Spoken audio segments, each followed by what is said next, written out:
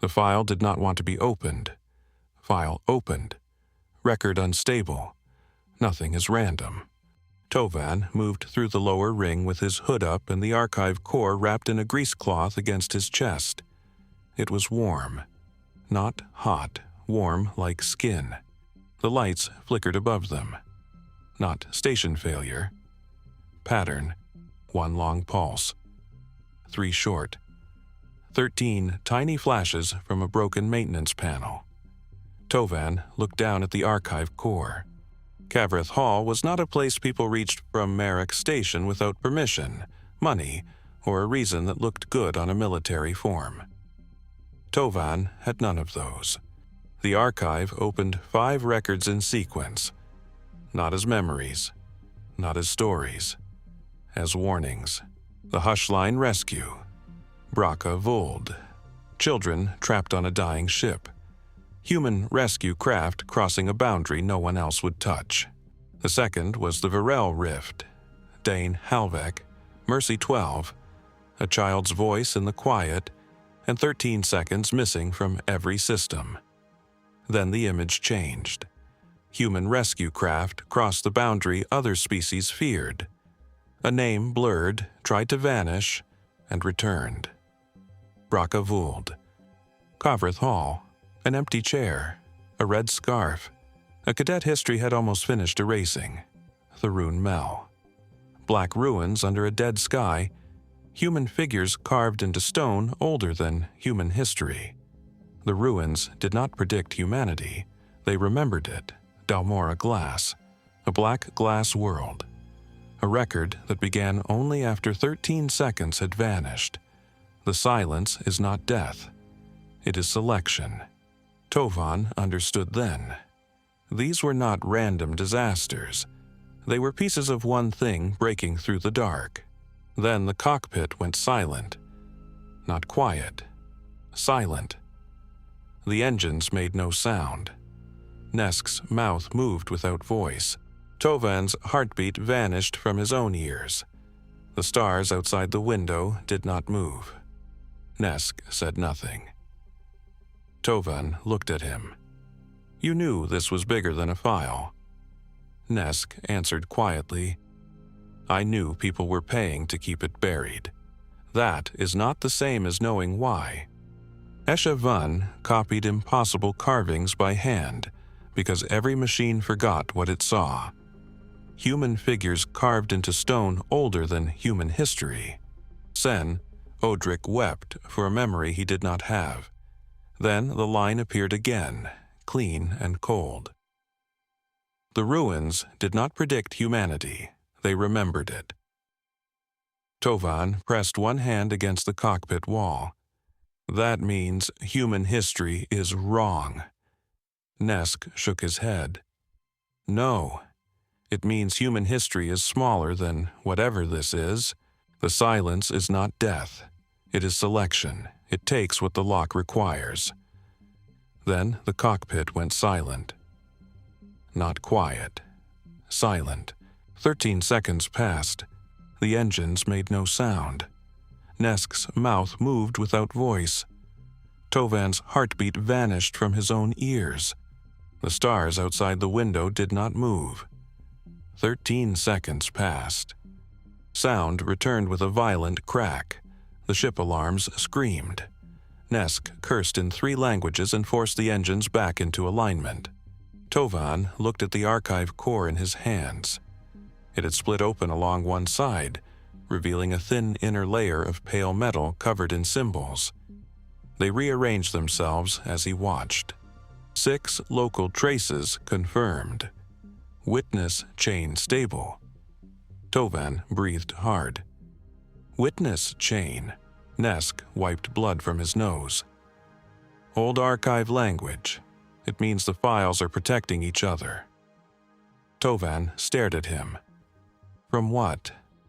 Nesk's voice was low now. From being finished. Verris Pell waited at the edge of the light. He looked older than the files, and less surprised than Tovan wanted him to be. Verris turned. His expression changed when he saw the archive core. You should not have brought that here." Tovan almost laughed. "It told me to." Verris did not smile. "That is worse." They took the core into a sealed archive chamber beneath Kavreth Hall. Verris placed one hand above the core without touching it. Files appeared around them in a circle. The Hushline, the Virell Rift, the Forgotten Cadet, Tharuun-Mel, Dalmora Glass, Marrekh Station. For the first time, Tovan saw them together. Not as stories, not as disasters, as pressure points. Verris spoke before anyone asked. The 13th Silence was not a war. It was not a natural event. It was not an attack in the way young civilizations understand attacks. Tovan said, "Then what was it?" Verris looked at the files. A lock. The chamber became colder. Nesk stopped breathing for half a second. Verris continued. For 13 seconds, the galaxy does not go dark. It goes quiet. Communication fails. Records deform. Systems lose continuity. Names become weak. Witnesses become unstable. Most people think the silence takes randomly. It does not. Tovan whispered, "It takes what the lock requires." Verris looked at him then. "Yes." Tovan stepped closer to the files. "A lock on what?" Verris did not answer quickly. That silence was an answer by itself. Finally he said, "There is a region beyond the old forbidden routes. Older than the Hushline, older than Kavreth Hall, older than the archives as you understand them. Norravai Deep. The core projected a shape into the air, not a planet, not a station, not a star. A wound in space, wrapped in rings of dead light." Tovan could not tell whether he was looking at a prison or a door. Verris answered the question he had not spoken. "Both." Tovan's hands went cold. Verris continued. "Something was sealed there before most living histories began. The first silence did not create the prison. It prevented the prison from opening. The Nharven archives were built afterward, not to control the truth, but to preserve enough of it that the lock could be understood if it ever began to fail." Tovan looked at the 6 files around him. "So these events mean it is failing." Verris did not deny it. "They mean the lock is being touched." Nesk asked, "By whom?" Verris turned toward the black core. The files flickered. For 1 second another image appeared. A soldier in worn black armor, a face half lit, a nameplate empty where a name should have been. Tovan felt a pressure behind his eyes, like remembering someone he had never met. Verris's voice became very quiet. By someone, the silence failed to erase completely. The soldier's image sharpened. He looked directly through the recording. "You remember my name," he said. Verris closed his eyes. "That is why I never speak it." The chamber shook. Nesk reached for a weapon he did not draw. Tovan could not move. The nameless soldier smiled, but there was no happiness in it. Still guarding the lie, Verris. Verris opened his eyes. Still mistaking pain for truth. The soldier ignored him and looked at Tovan. The archive chose a worker. Good. Workers understand theft better than kings. Tovan found his voice. "What do you want?" The soldier leaned closer to the invisible edge of the file. "What was taken? Names, histories, lives that were removed so others could call the lock mercy."